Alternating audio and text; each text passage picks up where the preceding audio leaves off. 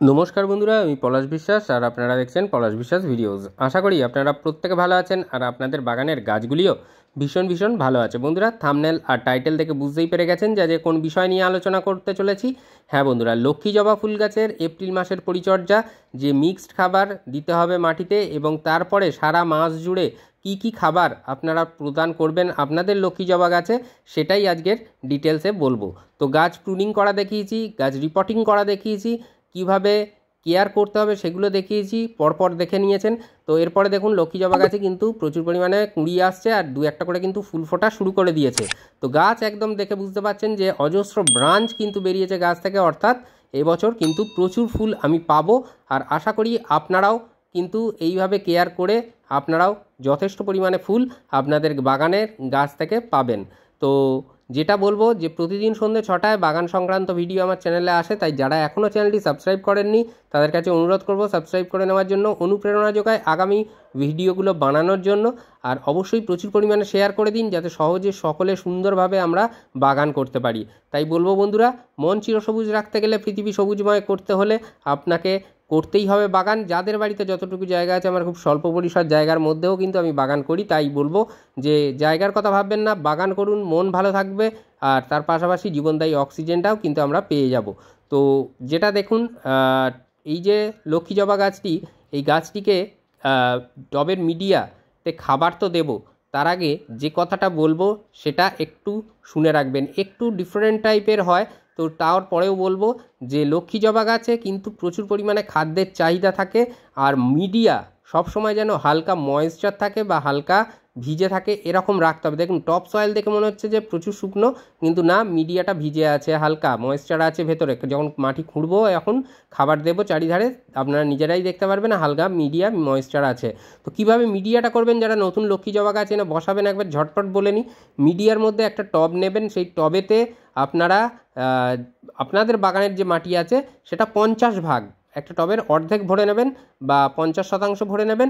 তার সাথে 30% ভরে নেবেন ভার্মি কম্পোস্ট বা 1 বছরের পুরানো গোবর সার। একটা টবের কিন্তু 80 ভাগ বা 80% ভরে গেল।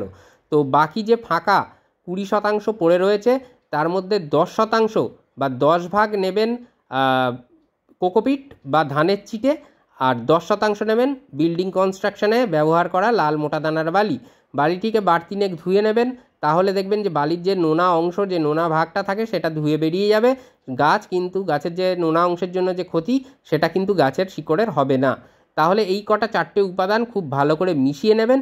মিশিয়ে নিয়ে নতুনভাবে টবের মিডিয়া তৈরি করে আপনারা কিন্তু প্রতিস্থাপন করতে পারেন, যারা নতুন কিনে আনছেন এই লক্ষ্মী জবা গাছ। তো টবের মিডিয়াটা দেখতেই পাচ্ছেন যে হালকা ময়েশ্চার আছে, তো কালারটা দেখলেই বুঝে যাচ্ছে। আপনাদেরও থাকবে আমি যেভাবে বললাম। আর এই যে দেখুন, সাইড থেকে খাবার দেবো বলে এইরকম 3 ইঞ্চি বা তার কাছাকাছি আমি কিন্তু এইরকম টবের চারিধার দিয়ে রিং মতন করে নিয়েছি। দু একটা শিকড় হয়তো ছিঁড়বে, আপনারা ভাববেন যে শিকড় ছিঁড়লে কোনো ক্ষতি হয় না, কোনো ক্ষতিই হবে না, কারণ এগুলো ফিডার রুট, এগুলো কিন্তু সব গাছেরই থাকে। আর মাটিতে এই সময় এই এপ্রিল মাস জুড়ে আমরা যে খাবারটা প্রদান করব, তা সেই কারণে কিন্তু এরকমভাবে চাপান সার হিসাবেই দিতে হবে। তাই দু একটা যদি টবের মিডিয়াতে এই খোঁড়াখুড়ি করতে গিয়ে দু একটা শিকড় যদি সাইডের ছিঁড়ে যায়, তাতে সমস্যা নেই। মূল শিকড় ভালো থাকলে গাছও ভালো থাকবে, কোনো সমস্যা নেই। বরং এরকম সাইডের শিকড় ছিঁড়ে গেলে আরও প্রচুর পরিমাণে শিকড় কিন্তু তৈরি হবে এই খাদ্য গ্রহণের জন্য। তো বন্ধুরা, যেটা করতে হবে, একেবারে চারিধার থেকে এইভাবে যেভাবে দেখছি এইভাবে রিং করিয়ে নেবেন। রিং করে নিয়ে এখানে কিন্তু খাবারটা প্রদান করে পুনরায় মাটি চাপা দিয়ে দিতে হবে, দিয়ে জল দিয়ে দেবো। তো এই যে মাটিতে খাবারটা দেব, সেটা এপ্রিল মাস জুড়ে আমরা 15 দিনের ব্যবধান রাখবো। 15 দিনের ব্যবধানে আমরা খাবারটা আবার দ্বিতীয়বার প্রদান করব। আজকে যখন দিচ্ছি, আজ থেকে ঠিক 15 দিন পরে দ্বিতীয়বার আমরা আবার এই একই জিনিস, একই খাবার দেব। তো চলুন দেখে নিই কী কী খাবার দিতে হবে এই লক্ষ্মী জবা গাছের বৃদ্ধির জন্য এবং প্রচুর ফুল পেতে হতে গেলে কী কী খাবার প্রদান করব।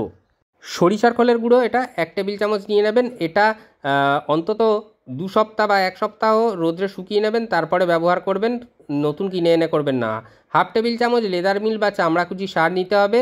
1/2 টেবিল চামচ নিতে হবে নিমখোল।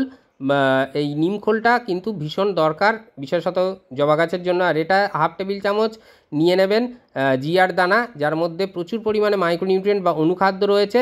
1 টেবিল চামচ পরিমাণে হাড় গুঁড়ো বা বোনডাস্ট যেটা, আর 1 টেবিল চামচ পরিমাণে পটাশটা অর্গ্যানিক ব্যবহার করলে ভালো হয়।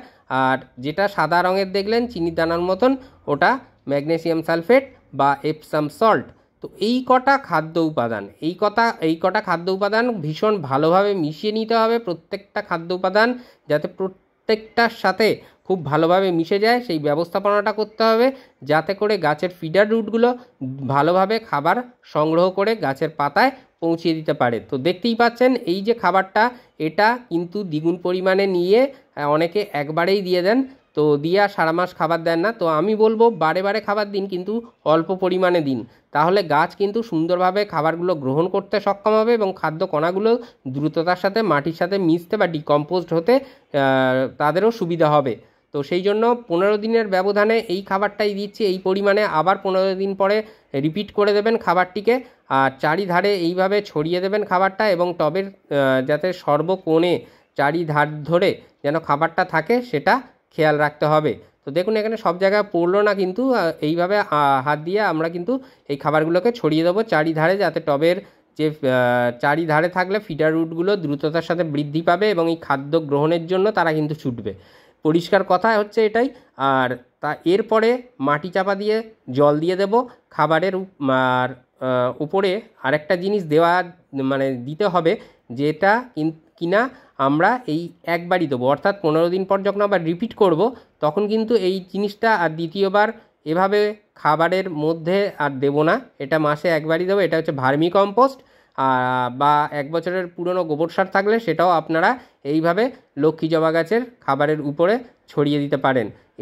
কিন্তু একদিক থেকে যেমন নিউট্রিশন যোগাবে গাছকে, তেমন কিন্তু মিডিয়াতে যে জল হোল্ড করে রাখার ব্যাপারটা, কিছুটা ময়েশ্চার ধরে রাখবে, যেটা কিনা জবা গাছেদের জন্য ভীষণ প্রয়োজনীয়। বিশেষত এই গরমকালে মিডিয়া যদি হালকা ময়েশ্চার থাকে তাহলে কিন্তু এই জিনিসটা আরও ভালো হবে, গাছটা আরও ভালো হবে। তো সেই জন্য এই ব্যবস্থাপনাটা আপনাদের করতে হবে। এরপরে টবের মিডিয়াটা চাপা দিয়ে দেবো, দিয়ে জল দিয়ে দেবো। আর দ্বিতীয়বার তখনই জল দেবো যখন গাছের উপরের যে টপ সয়েল বা উপরিভাগের যে মাটি, সেটা অন্তত দেখবো হাত দিয়ে বা আঙুল দিয়ে যে অন্তত 2 ইঞ্চি শুকনো হয়েছে। তারপরে দ্বিতীয়বার আবার জল দেবো। তারপর থেকে রেগুলার যেভাবে জল দিতে হয় সেইভাবে জলের ব্যবস্থাপনাটা চালিয়ে যেতে হবে আমাদের। তো আমি এটা আমার এটা 12 ইঞ্চি টবে আছে, তো 10 ইঞ্চি বা 12 ইঞ্চি টবের জন্য এই খাবার যে পরিমাণে দেখালাম সে পরিমাণে দেবেন।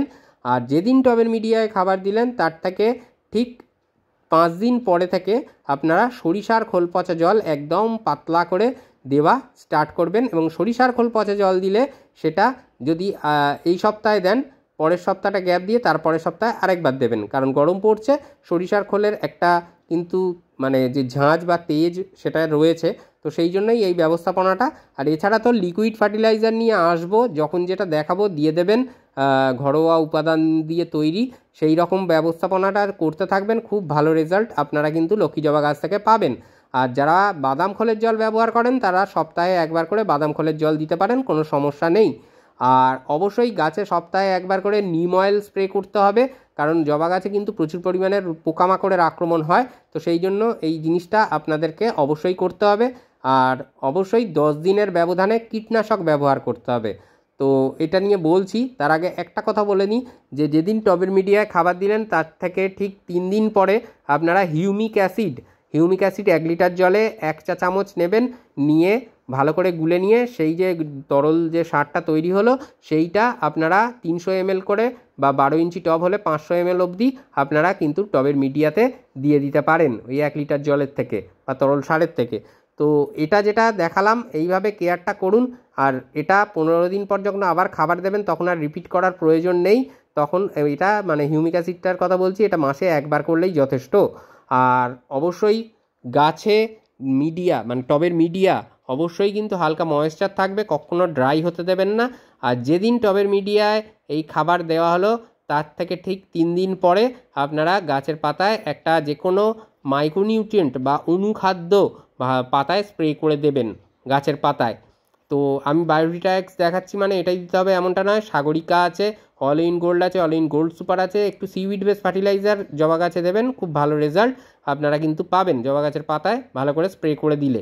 তো এই ব্যাপারটা আপনাদেরকে অবশ্যই মাথায় রাখতে হবে। আর যাদের কাছে এগুলো কোনোটাই নেই, যদি অন্য কোনো অনুখাদ্য থেকে থাকে, যেমন মোবোমিন, অ্যাগ্রোমিন গোল্ড, অ্যাগ্রোমিন ম্যাক্স, এছাড়াও যে আরও যে সমস্ত প্রচুর অনুখাদ্য পাওয়া যায়, মাইক্রোনিউট্রিয়েন্ট পাওয়া যায়, যেটা থাকবে সেটাই প্রদান করবেন, কোনো সমস্যা নেই। আর যেদিন টবের মিডিয়ায় খাবার দিলেন তার থেকে ঠিক 8 দিন 8 ডেজ পরে একবার একটা প্ল্যান্ট গ্রোথ রেগুলেটর বা পিজিআর গাছের পাতায় স্প্রে করে দেবেন। তো যে কোনো পিজিআর করতে পারেন, আমি বুস্টার টু দেখাচ্ছি, মানে এটাই করতে হবে এমনটা কোনো মানে নেই। অনেক পিজিআর আছে মার্কেটে, যেটা আপনাদের কাছে সহজলভ্য সেই প্ল্যান্ট গ্রোথ রেগুলেটর বা পিজিআর নিয়ে আপনারা গাছের পাতায় একটা স্প্রে করে দেবেন, ব্যাস। আপনার টোটাল এপ্রিল মাসে লক্ষ্মী জবা গাছের কেয়ার কিন্তু এই রকমভাবেই করবেন, স্টেপ বাই স্টেপ। তাহলে দেখবেন যে কোনো সমস্যা থাকছে না, গাছ কিন্তু ফুলে ফুলে ভরে যাবে আর প্রচুর পরিমাণে গাছে কিন্তু কুঁড়ি আসবে। আর কীটনাশক যেটা বললাম সেটা অবশ্যই মাথায় রাখবেন, 10 দিনের ব্যবধানে কিন্তু এই কীটনাশক স্প্রে করতে হবে। কাকা করতে পারেন, ওমাইট করতে পারেন, থিটা করতে পারেন, কনফিডার করতে পারেন, টাটা টাফগার করতে পারেন, বা ডাইমেথড 30 কম্পোজিশনের যে কোনো কীটনাশক 2টো অন্তত রাখবেন, ঘুরিয়ে ফিরিয়ে গাছের পাতায় স্প্রে করে দেবেন, ব্যাস। আর কোনো চিন্তা নেই। তো আজকের মতো এ পর্যন্তই, আবার আসছি আগামীকাল ঠিক সন্ধ্যে 6টায়। ততক্ষণ সকলে সুস্থ থাকুন, ভালো থাকুন, আর প্রচুর পরিমাণে গাছ লাগানোর পাশাপাশি অবশ্যই দেখতে থাকুন পলাশ বিশ্বাস ভিডিওস। মন থাকছিল সবুজ, পৃথিবী সবুজময়। নমস্কার বন্ধুরা, খুব ভালো থাকবেন সকলে।